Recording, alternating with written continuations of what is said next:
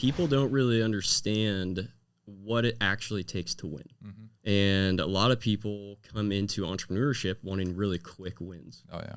Right? They don't really understand the concept of delayed gratification. Same thing with FlipSystem real estate. You're not going to come in tomorrow and have, in a week from now, like, wow, I just made all my money back. Welcome to another episode of Breakaway from the Rat Race. And today I have the pleasure of meeting with Josh Schmidt. Yes, sir. And my, how would I introduce you now? My son, Host. Antoine Martel, co-host and business associate and partner in everything, Antoine Martel. So welcome to the show. And today the topic is going to be about FlipSystem. And why did we embark on this wonderful journey of FlipSystem? So what is FlipSystem? And all this good stuff, and that what we're doing for our customers, our students in that. So I think I will start with Antoine to explain kind of like why we went on this journey, why did we even bother to do this, and Well, a bajillion reasons. I think one of the most clear that me and Josh say on the sales calls and the sales guys that we have now, that we kind of train them up to say, is kind of like, well, it's a real answer, but when you're running a fix and flip business and you're doing one house a month, you're a one-man show, you're making 10 to 20K a month. When you're flipping 20 houses a month, you have employees, salespeople, acquisitions people, project managers, construction managers, blah, blah, blah. You're making 10 to 20K a month. I knew he was going to say that. What the fuck is the point? Yeah. So you scale up all this. You have all this additional stress. You have to go raise money. You have to get a line of credit from a bank, and they have to, probe everything to figure out who you are and all this kind of stuff. And then you're making the same amount of money. Yeah. We scaled up to 50 houses a month, $20 million line of credit, blah, blah, blah, blah, blah. List goes on of all this stuff. And flying around the country, adding new markets, training people, hiring people, boom. And then some days you lose money because you have all this overhead.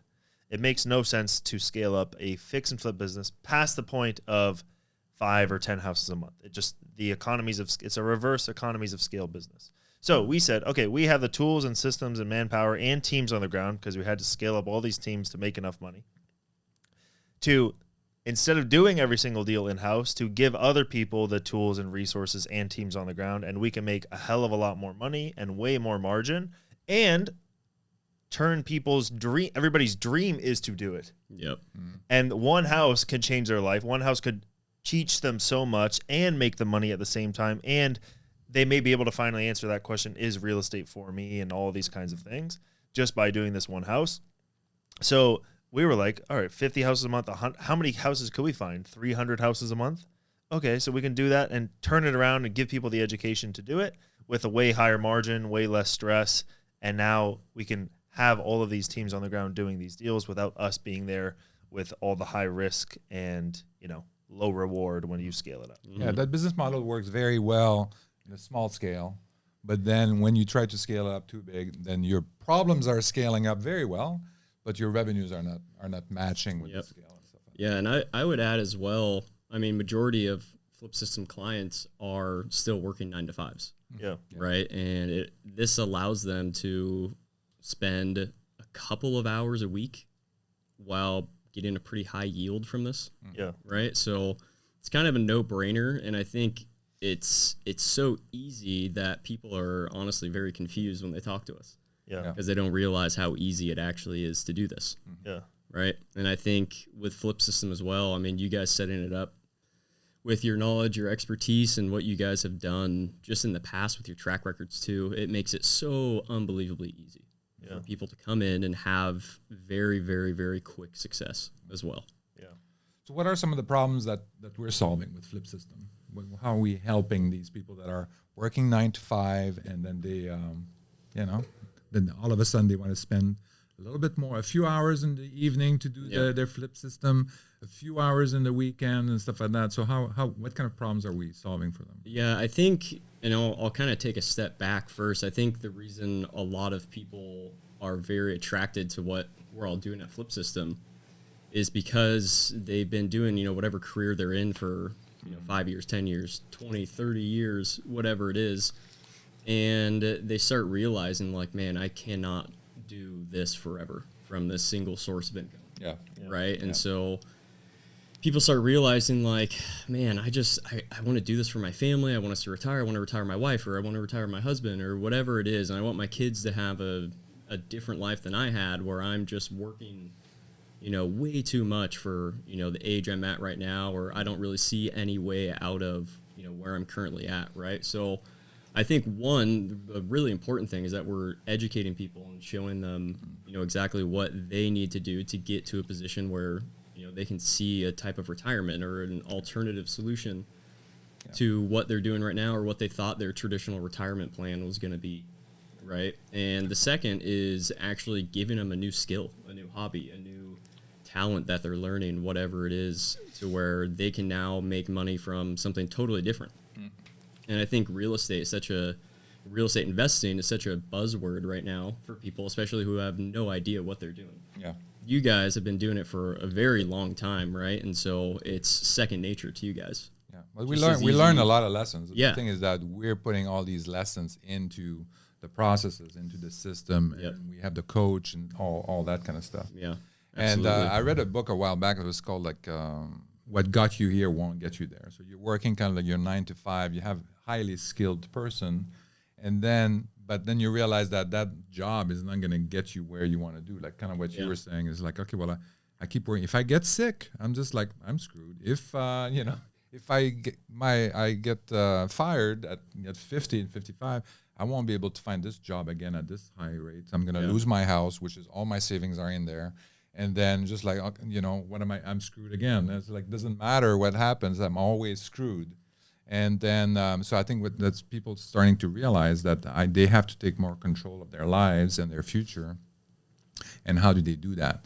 Even though they're highly skilled, they need to get more skills and more skills in order to get somewhere else. Yeah. Real estate is obviously the best way to invest and build the passive income, but it's not. There's some things that you need to know. There's some things that you need to learn, and then you can watch videos, right? I mean, we've all kind of like these pre-recorded videos. That's fine, but that's not going to get you there. Mm-hmm. You can do some mentorship.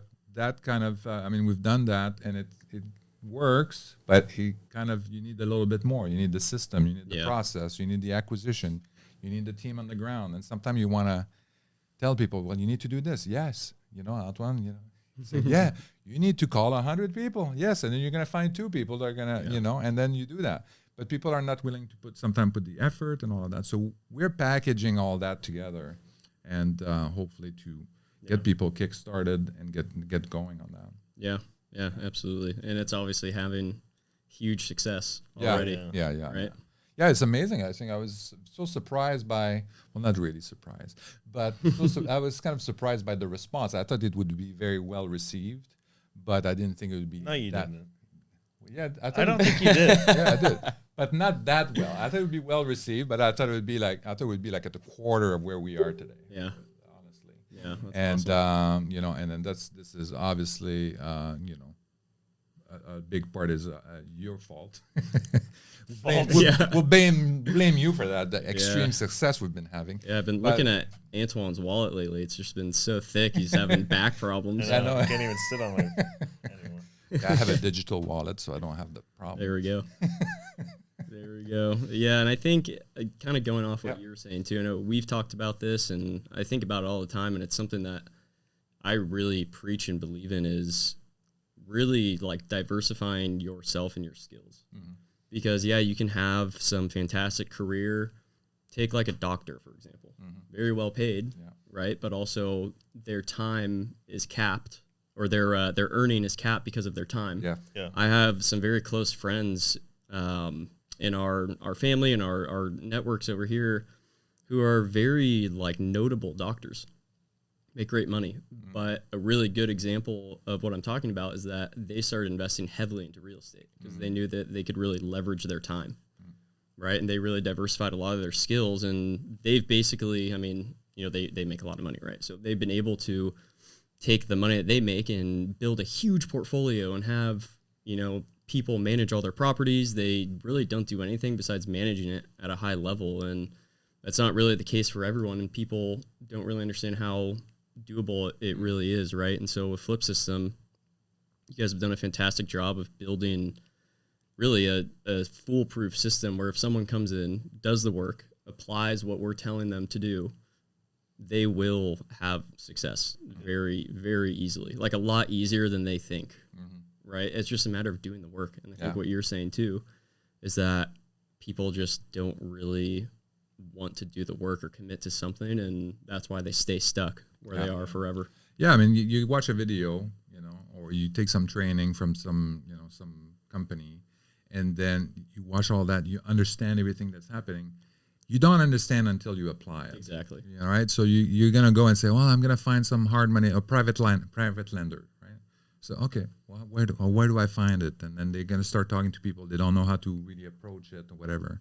So it takes a lot of effort, and I know we make it look kind of easy, but it's a lot of work. And Antoine did a lot of work to at the beginning when we got started. He was living it 100%, calling and doing all a lot of the legwork and stuff like that. And then I was working at the time, and then we would kind of meet up in the evening and weekends and stuff like that. So, okay, well, what happened? Just like, and then kind of like regroup. And it was a lot of work. And then people often don't realize that. And this is why I think training alone, it doesn't work. Yeah. Unless you're highly motivated. Mentorship. Well, and you have a lot of time too. Yes, that's right. The thing. Like, people just don't have the time. That's why people took the Turnkey product so well. And it's funny because I think a lot of the buyers of the Turnkey product are in the same boat as like the FlipSystem students as well. So that's why there was a huge crossover with kind of like the same product market fit. It's kind of like, okay, what if we showed you how to fix a way higher price tag, but what if we showed you how to do your own fix and flip deal using our teams and without all the time? It's like, no shit, I would sign up for that. So yeah, it was kind of making that offer make sense, and we already had a ton of people that were interested in the product too, like interested in real estate and had the funds and all that kind of stuff. So yeah, because one of the big problems that they find, I mean, often is like, okay, well, where do I find properties? They can't find the properties up front, and now we're giving them an acquisitions team. The same same guys that were doing the acquisitions for us, and we just here's the buy box. We tell them which market to go into, the same markets that we're very familiar with. We have a strong track record in these markets, and say, okay, well, here are the deals, and then it's still very interesting because you kind of you give them the deals, right, and some people, and then they say, oh, these deals are not good enough. It's like, what do you mean? We would buy these deals. These are the deals we would buy. Like, no problem. We'll send them to someone else. Yeah. But then they're looking at this. Oh no, this one is like no. And it's like, okay, well, let's refine your buy box. But these are good deals, and you should be jumping on them. And the other thing too is the reaction time. That's the other thing that we're seeing is that a lot of people don't react quickly enough. They think that these deals are coming from some hidden places and stuff. Most of our deals are coming from MLS. But it's because we're reacting very quickly. The acquisition team is right there, and then we're putting the offer like the same day that it gets listed on the MLS. So that's what you have to do to win and to be successful. Yeah, and I think a lot of people are really afraid of failure as well, which I think is a hurdle that we sometimes have to get people over. But I think people kind of get stuck in that analysis paralysis phase. Yeah. Well, and I think it gets to the training too about there's the fear, knowing what an opportunity looks like. So when we see a dilapidated house, we see opportunity. We say, well, we can fix that. It's in the right neighborhood. It's in the right. This is where we can get it to, and but it takes a little bit of training and a little bit of getting used to. And I think that's where kind of our acquisitions team and our team in general can say, this is a good deal. You should get it. And these are the kind of deals that we would buy again. So it's like, But that's true. The fear comes from not exactly not knowing the end result. Lack of knowledge for sure. Yeah. And we're asking them to start with one house. Not too many not too much in rehabs and stuff like that. Get that going. And then once you're successful with one, you're going to see, okay, well, I see it now. Yeah. I see this is how it works. We were lucky because the first house we bought, we did it was a BRRRR strategy. When we did the refi, we got all our money out, and then we had like an extra $10,000-$15,000 extra. And we had more money than we started with, and then we had an asset that was cash flowing at what 12%? Well, no, more than that. It was like 18% cash on cash return. No, it was infinite return. We got all money out. Yeah, that's right. So anyway, so that we got as soon as that first deal happened, we said, "Oh my God, this is okay. Let's get 2 more." For Yeah, this. light bulbs going on. Oh my God, it's like, That's hey, awesome. we're printing money here. That was what, like 8 or 9 years ago or something? Yeah, about 9 years ago. Yeah. That's awesome. Good times. And then we got I mean, every once in a while we got some. Over the years, we got a couple more unicorns like that. This, but it doesn't happen all the time, but it does happen, and it feels good.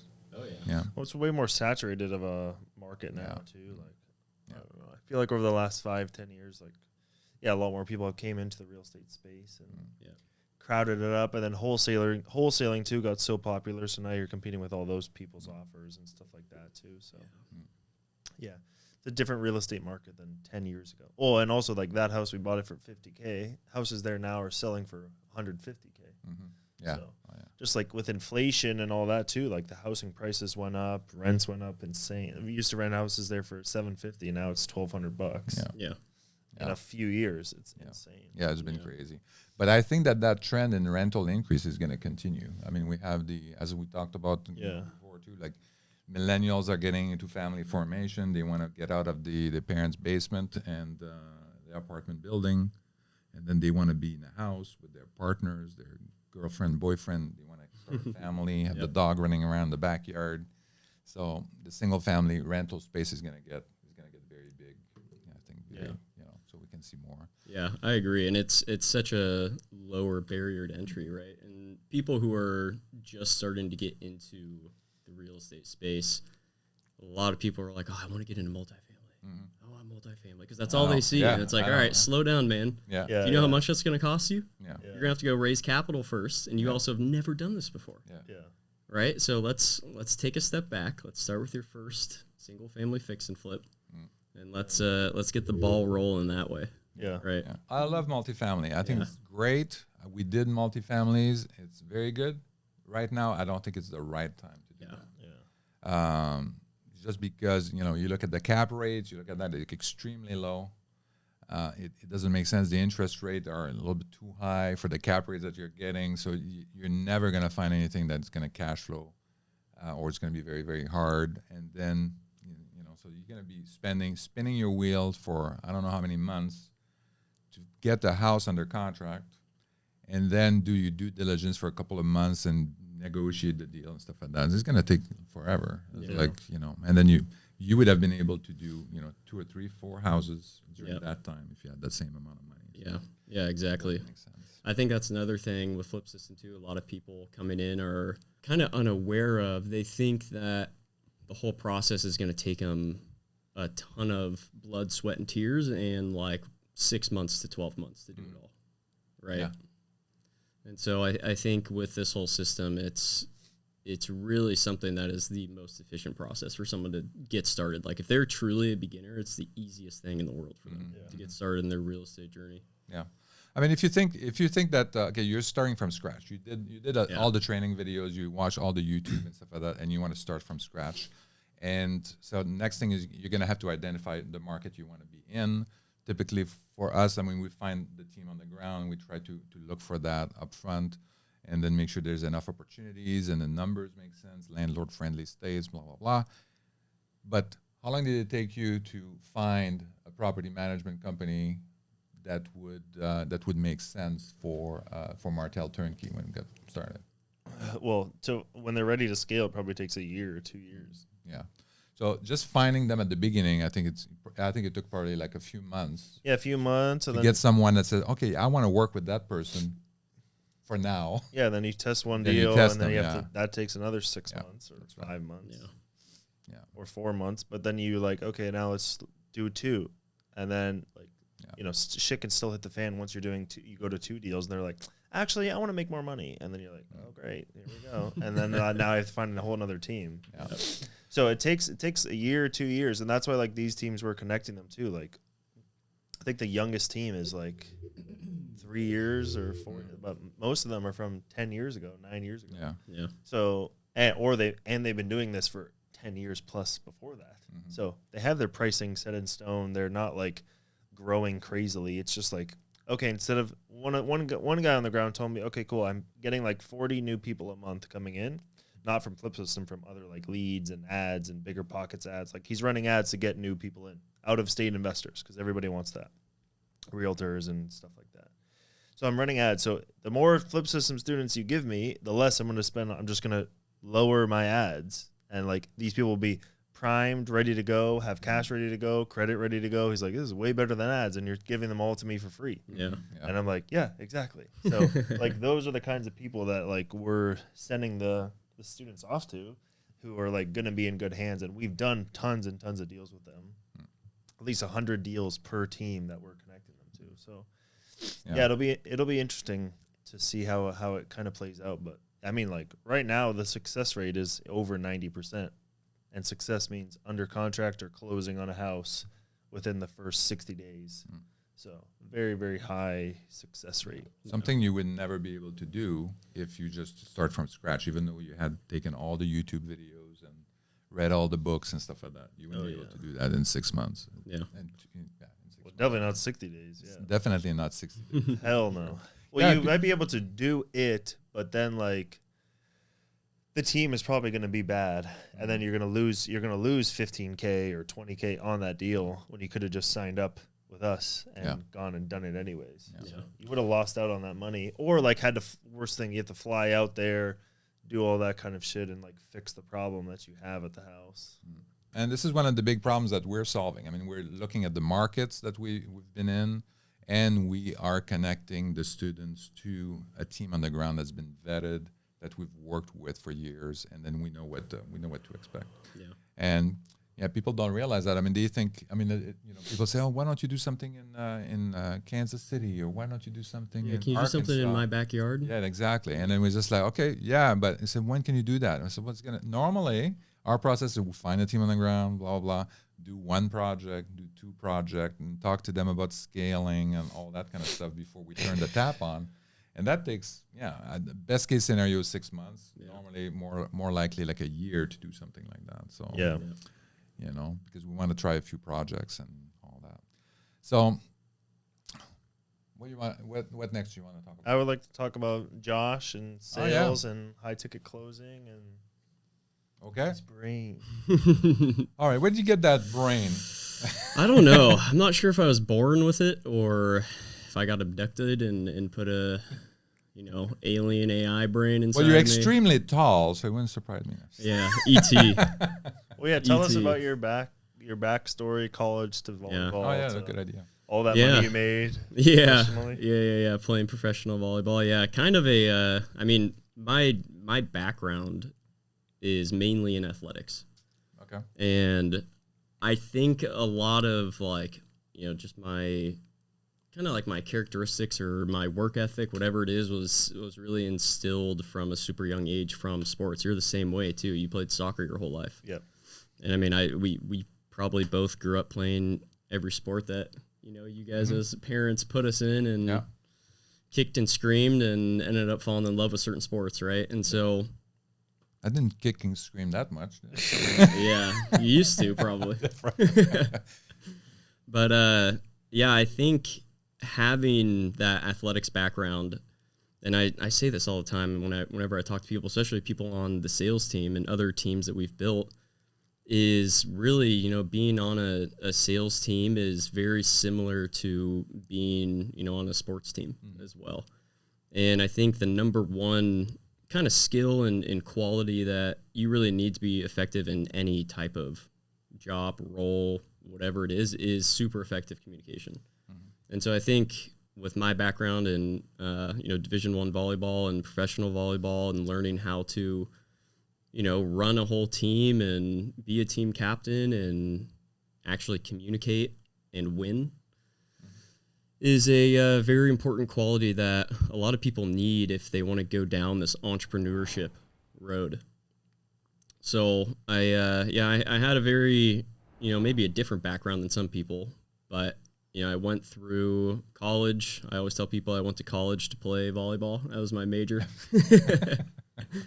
And after that, went overseas and played professional volleyball for a little bit as well, and learned a ton of lessons over there. And, coming back from that and, retiring at my young age from professional sports, it definitely taught me a lot in terms of like transitioning into the business world and entrepreneurship.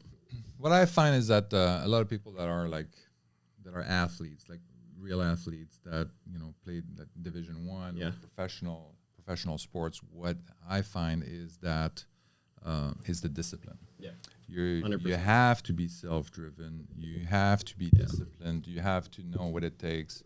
You have to be able to handle delayed gratification, because there's a lot of pain before winning the game, before winning the division, before winning all that kind of stuff. Oh yeah, a ton of pain. I mean, I know all about that. I've had multiple surgeries and different treatments and whatnot. I was telling Antoine last night that, or 2 nights ago, that I eventually just started to get so burnt out because I was having to go in before practice every day, like almost 2 hours ahead of time to do PT, to do warm-ups, make sure my shoulders were good, my knees were good. Wow.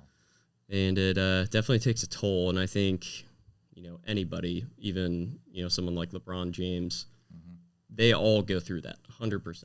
Yeah. But the difference is that they've got millions of dollars. LeBron spends $1 million a year on his body. Yeah. No way. Really? Yeah. Oh, wow. Yeah. That was a few years ago. Maybe he spends more now with inflation. Or also with age, he probably has like a lot more pain, really. A lot more things going on and stuff like that. I don't remember what article that was in. I remember that too. Yeah, but it was some article I remember reading. It might have been like ESPN or one of those pages posting it. But yeah, it's crazy. And I think going off what you said too, I definitely want to talk about the concept of winning, especially winning in entrepreneurship, and how, coming from sports, for all the listeners out there who actually play sports, people don't really understand what it actually takes to win. And I say this because there's been, hundreds of thousands of hours of practice that go into being any great athlete. And a lot of people come into entrepreneurship wanting really quick wins. Oh, yeah. Right? They don't really understand the concept of delayed gratification. Same thing with FlipSystem real estate. You're not going to come in tomorrow and have, in a week from now, like, wow, I just made all my money back. This is great. Yeah. Right? And what I want to talk about is like the pain that you actually do have to endure for weeks, months, years, even when it comes to playing a sport. And it really does translate over into the world of entrepreneurship. People don't really understand that. A lot of people that like we've worked with, a lot of people that like we've even mentored and coached, people on sales teams or marketing teams, whatever it is, a lot of people have the tendency in the work field to think that they'll just come in and be super successful without wanting to put in the blood, the sweat, and the tears. Yeah, it's kind of like, I'm gonna take your professional sports analogy, but it's kind of being put like you just play a little bit basketball in the street kind of thing, or with your in the neighborhood, and all of a sudden you say, okay, well, I get to play now with the pro team. Exactly. And say, well, it's going to be a little bit of a shock, and that's kind of like what happens when you're joining something like FlipSystem. I mean, the guys that we're working with, I mean, they're doing this day in and day out, and then you're the new guy here. Yeah. We train you as much as we can. We tell you the rules of the games. We tell you the thing. Yeah. We tell you, you need to do this now. You need to submit the offer now. Yep. Don't wait tomorrow to submit the offer because it's going to be gone, and all these things. So we're kind of coaching them and say, do this, but it still takes some effort. Yeah. And now you're kind of like the newbie on a professional team. You need to step up. Yeah. Yeah, 100%. And whether it's like you working on a team inside a company or being an entrepreneur, coming into something like real estate investing and joining something like FlipSystem, it's really something where, if you are, it's a concept of like surrounding yourself with people who are much more successful than you and have been doing something, that you want to be doing for a very long time. And now all of a sudden you're in that group, your level of, expertise and skill and knowledge, whatever it is going to increase like tenfold, right? 100-fold, really. And so it's the same thing too. And I noticed that with sports as well, like especially growing up. Like, remember when you'd go like to the next age group, the next age group, the next age group, or maybe you're younger playing on a team that's like 2 age groups ahead of you, because we're obviously really good at everything. Like your skill improves like literally almost overnight. Yeah. Because you're at such a higher level of, you know, expertise and skill that your brain all of a sudden reaches that new level. And it's the same thing with, it's that new threshold. It's the same thing with entrepreneurship, really. Once you start not only studying, but then applying. Yeah.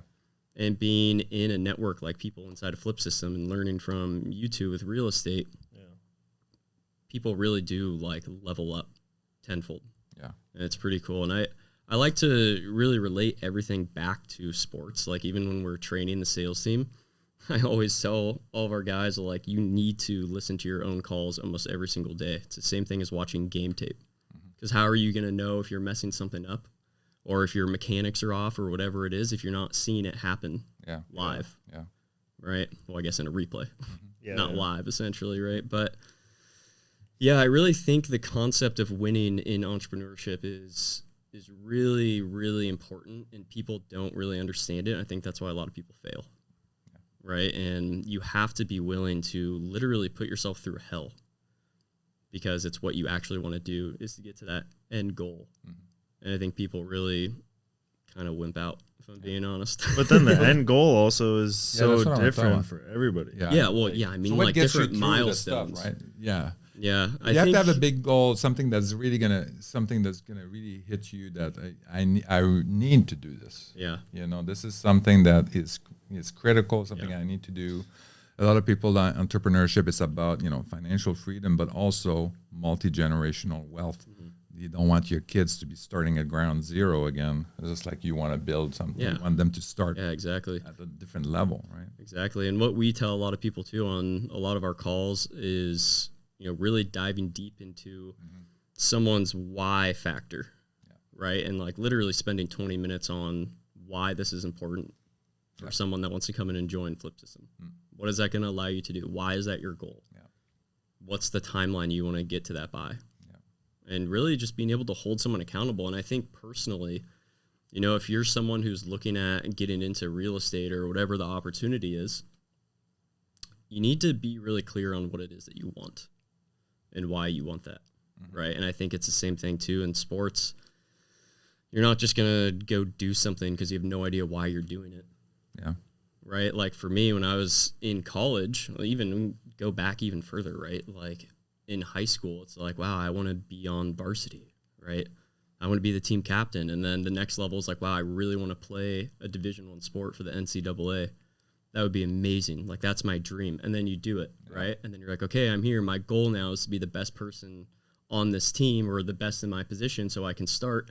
I can get all the stats, whatever it is, because I do love the sport. So I think a lot of it also comes down to, like, the love of what you do. And for someone in, you know, a 9-to-5 who's looking to transition into real estate, I know there's a lot of people who say they love their jobs, right? But do they really? I think they love what it allows them to do. And so people getting into real estate, then I think they need to take a really long look at, you know, what they actually want to do and why they want to do this, what their goal is and why that's the goal, and what that's going to allow them to do. Right? Imagine coming in and all of a sudden you're making an extra 10, 20, 30 grand a month doing this, making more than what you're currently making at your 9-to-5, and being able to do the things that, you know, you really think about every day while you're working your 9-to-5. Right? A lot of it comes down to your family. Yeah, I want to do this for my family, and I want Exactly. our kids to do this, and I want us to do this. I want to retire my wife, whatever it is. Yeah. And then the other thing too, I think some people enjoy their jobs, right? So you can do things. If you're a doctor, if you're a dentist, I mean, you might like what you're doing. You might help people and all that kind of stuff. And we're not saying quit your job and then automatically, but there are things. I mean, the thing that I talk about often is, you know, the job market is changing. That the full-time employment idea is under attack, in my opinion, with like all the gig economy that's going on. We're doing more about kind of like remote work and working from home. I think that's going to change the dynamic. We haven't seen that yet, but I think it's going to change the dynamic dramatically because now you're going to be competing with anybody else in the United States for your job that used to be very localized before. So I think that there's a change in the job market that's gonna happen that we haven't seen yet, and there's gonna create some gaps in income. That's gonna create some decrease in income, I think. So I think it's important to have another source of passive income that's going to help you kind of fill the gaps, fill the valleys that you might have in income, in the fluctuation. And then once you have a peak, then cut off that peak and invest, I think that's what people need to be prepared for. And eventually you're going to have to retire. Everybody's going to have to retire. And if you're counting on your 401k to do that, then you better start calculating how that's going to happen. Because not many people are telling you exactly how you're going to extract the money from your 401k, minimize the taxes, minimize the fees and stuff like that. So there's a lot of things to think about. And nobody's thinking about that. Everybody think that, it's all going to take care of itself. Yeah. And then when I retire, it's going to be all good. Yeah. And I have enough money. I have $90,000 saved up in my 401k. I'll be fine. But it doesn't work like that. So that's why that's why I'm a big proponent. I mean, I was talking again this weekend at an event and really focusing on that, on the importance of focusing on financial freedom and, having that passive income portfolio. Yeah, so, I love it. Yeah. Awesome. I asked ChatGPT some questions to ask you too. Whoa, yeah. Love AI. Maybe we should have a chair for ChatGPT. Ooh, right here. How do you measure success with your high ticket closers, and what metrics do you track to evaluate their performance? Interesting. Ooh. That is a scandalous question. So what for you would be a successful high ticket closer? Yep. And what like KPIs or metrics would you track to get that? Yeah, that's a really good question. I think first it depends, per industry. Every industry is different. Every product is different. So the KPIs definitely change based on the industry, the product, the overall sales process, the strategy, your marketing. For like what we do in, FlipSystem, it really comes down to your overall like closing percentage and offer percentage are really the two that we look at, because if we're looking at like the offer percentage, meaning how many offers that specific closer is making to the prospect, we can kind of tell like, okay, is this a good lead? Is it a bad lead? Or are they just, not making offers to people they think they can't really close because that's like something internally that they're not good at, right? So then we can look at them and look at call reviews and figure out if it's a lead issue, a marketing issue, or if it's a closer issue, right? So the offer rate is really important. And looking at the percentages as well between the call being booked and the close rate, and like an offer given and the close rate there as well. So for us, those are really like the three metrics that we look at kind of on a surface level. So we can tell their performance from that. And then we can also kind of look at like the marketing performance as well to see, if people are no-showing a lot or if people are booking calls. And if the offer rate's super low, we can also tell, if the marketing is off there too. But yeah, really we look at the offer rate to close rate to tell, what this specific closer is actually doing, how they're performing, and what we might need to kind of go in and really look at in terms of like their calls and how they're doing, and where they could be messing up on their calls or what they're doing great, whatever it is. Have you ever had to fire a closer, and at which point do you? Yeah, usually I think I'm more generous than a lot of other people out in the industry, because I think my values are always people first as opposed to money first. And so I always do try my best to, give people the benefit of the doubt and give them as much runway as possible to improve their skill and turn things around. I had to fire you from the sales team. I had to get you off the calls, bro. God damn. Guess I'm not a person. Yeah, with you it was a money thing. we were bleeding dollars. No, I'm just kidding. But yeah, no, it's a really good question, and usually, if someone is kind of below like 10% offer to close rate, meaning that, for number's sake, they make 10 offers and only close one person. If they're below that for about, 2 to 3 consecutive months, that's when we start looking at replacing them. But if they have 1 month like that, we work very heavily together. And that's what I've always done in the past, right? To kind of put them on like almost like a PIP, like a performance improvement plan, and spend a ton of time with them, because I always have this philosophy too, where, if your salespeople are sucking, it's probably not them. It could be, you internally, me, maybe I suck. I think you suck. And it could be issues with the marketing too.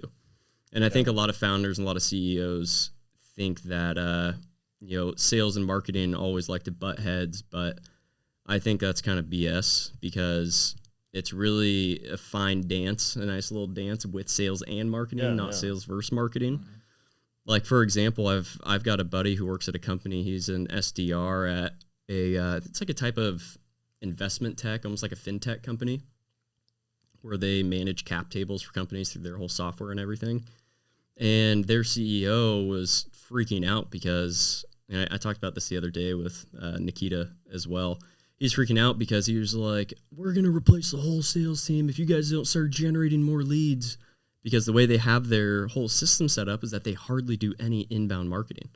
They rely only on SDR, and this is how a lot of tech companies are. They rely heavily on a team full of SDRs, or making their account executives like a sales development representative. Kind of lead gen people. Yep. So they do like outbound? SDR and BDR, yep. They do a lot of outbound and a lot of prospecting. They buy lead lists from, Lead Genius or Seamless or Zoom Info, whatever it is, whatever tool they're using right now. And they just throw them into Salesforce or Outreach or HubSpot and tell their, SDRs, or sometimes their account executives, if they have them do outreach too, to go out and prospect, put them through their email sequences that they have built out. No one opens those. It's like a maybe 1% like meeting set rate that they get. I talk to a lot of people in these positions, and it's like, they reach out to 100 people hard for 30, 60, 90 days and get like one person set, right, out of those 100. And it's different for other companies too, right? Some people are really good at it too, but back to the company, one of my buddy's companies, they do hardly any inbound marketing and just rely on their sales reps do a ton of outbound. Yeah. And I think, I've said this before, I think it's a pretty poor excuse for some, not all companies, but for some companies, it's a poor excuse for them not knowing how to market their product and how to really sell their product, because they just think they can rely on these old school methods of outbound only. And so I think there's a lot of founders and a lot of CEOs who, don't really have a good sales process because they just don't really know. It's like that lack of knowledge we were talking about as well with real estate investors too, and why people are kind of afraid. And so I think it's really funny when, people think their sales teams aren't performing, and I go, well, maybe you should take a look in the mirror and figure out what you're, kind of causing because of this. Yeah. Right? Is this a sales problem? Is this a marketing problem? Or is this a founder issue? Yeah, exactly. I mean, it's not a person problem. It's like either they're talking to the wrong people, you're in the wrong segment, you have the wrong offer. It's usually a system as a whole. Yeah, exactly. So you have to identify what those are, and the very last thing is really the person. Yeah. I mean, that's the last thing that you say, okay, well, everybody else is successful in the company, but you're not performing. So, you're getting the same leads that everybody else is getting. You're getting the same training. You're doing the same thing. So either you're doing something wrong, or you're just like, or you're wrong. Yeah, so, exactly. Maybe your wrong career. Maybe some people are.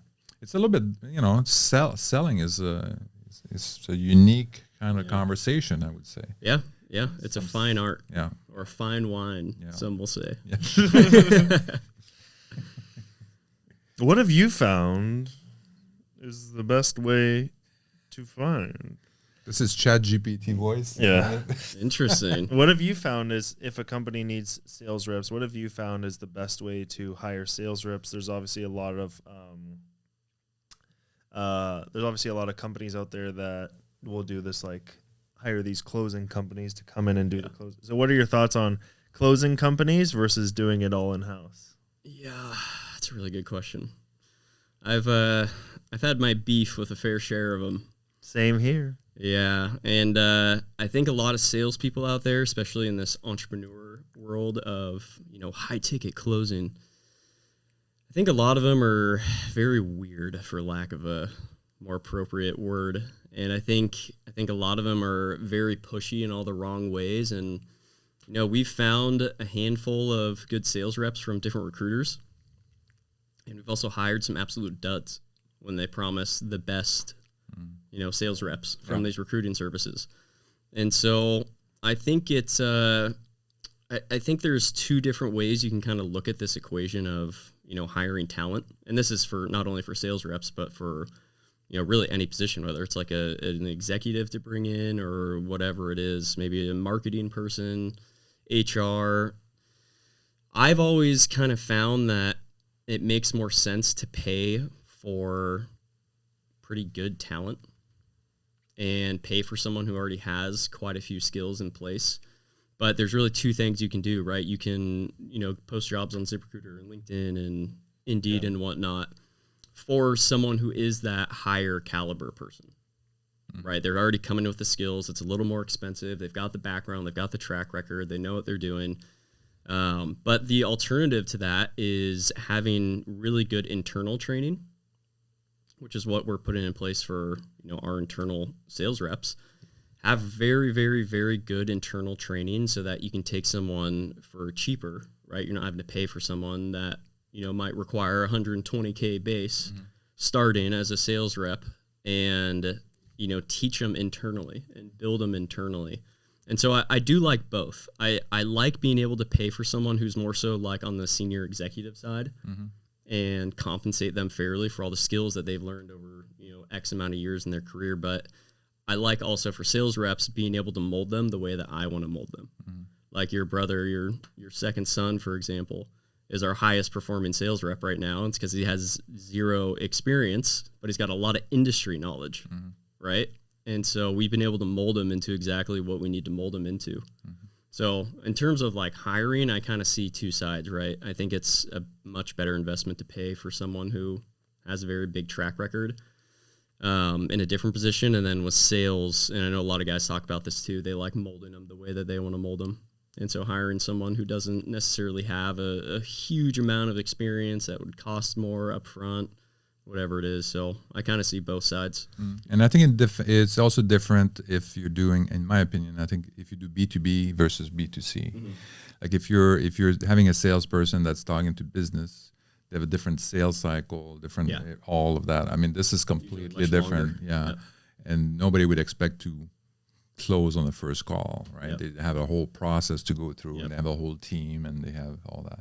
So I think on the B2C kind of salesperson, this is a different skill set, and you're looking much more for somebody that's personable, can build rapport very quickly, and as I was about to say, get under their skin, but it's like, but really get to understand them and all of that. And when we talked about the sales pitch, I mean, we start talking about the why.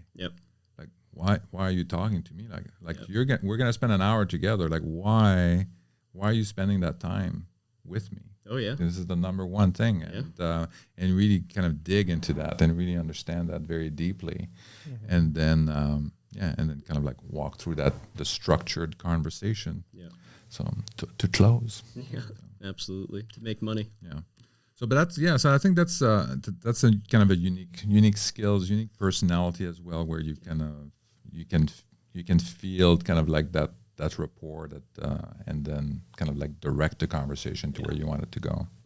Absolutely. It's definitely a very good skill to have, and I know there's a lot of sales trainers out there who say this, but I mean almost every aspect of your life, sales is involved, for sure, right? Work, personal life, whatever it is. So I think it's probably the greatest skill that anyone can have. And I think, and I've seen this a lot, there's a lot of CEOs and founders of companies, whether it's tech companies or service-based companies where they are very good at running their company and understanding how to have success in their company because they kind of started in this sales and marketing world as well.